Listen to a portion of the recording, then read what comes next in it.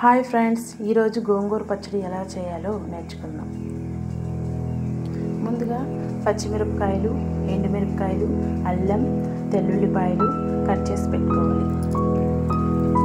గ్యాస్పై కడాయి పెట్టుకొని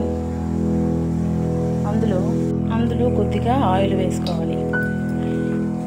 ఈ ఆయిల్ కొద్దిగా వేడెక్కిన తర్వాత ఆయిల్ వేడయ్యాక అందులో కొద్దిగా పల్లీలు, కొద్దిగా జీలకర్ర, ముందుగా కట్ చేసి పెట్టుకున్న తెల్లుల్లిపాయలు, పచ్చిమిరపకాయలు, ఎండుమిరపకాయలు, అల్లం వేసుకోవాలి. ఇవి కొద్దిగా వేగిన తర్వాత ఇందులో ముందుగా కడిగి పెట్టుకున్న గోంగూరను వేసుకోవాలి. ఇది బాగా ఫ్రై చేసుకోవాలి. ఇందులో ముందుగా కడిగి పెట్టుకున్న గోంగూరను వేసుకోవాలి. దీన్ని ఈ విధంగా బాగా ఫ్రై చేసుకోవాలి. ఇవి వేగిన తర్వాత మిక్సీలో వేసుకోవడమే. ఇలా మిక్సీ పట్టుకున్న ఈ పచ్చడిని ఇప్పుడు పోపు పెట్టుకోవాలి. స్టవ్ పై కళాయి పెట్టుకొని ఇందులో పోపు పెట్టుకోవాలి.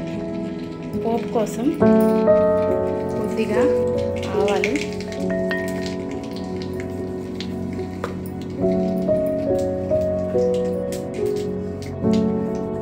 కొద్దిగా జీలకర్ర,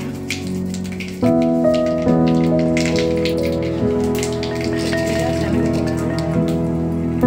ఎందుకంటే నాకైతే ఇలానే ఇష్టం. శనగపప్పు మధ్యలో తగ్గుతుంది, చాలా టేస్ట్గా అనిపిస్తుంది. ముందుగా కోసి పెట్టుకుని తెల్లుల్లిపాయలు, ఎండుమిర్చి, కొద్దిగా అల్లం,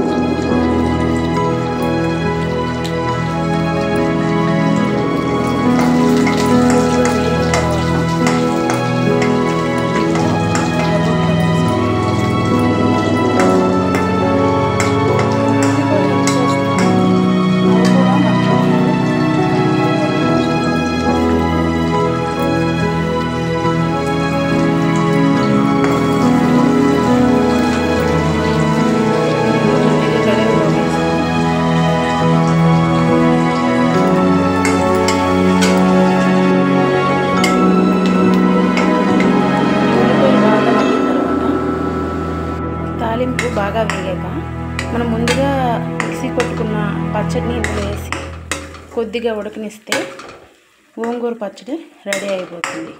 అంతేనండి, సింపుల్.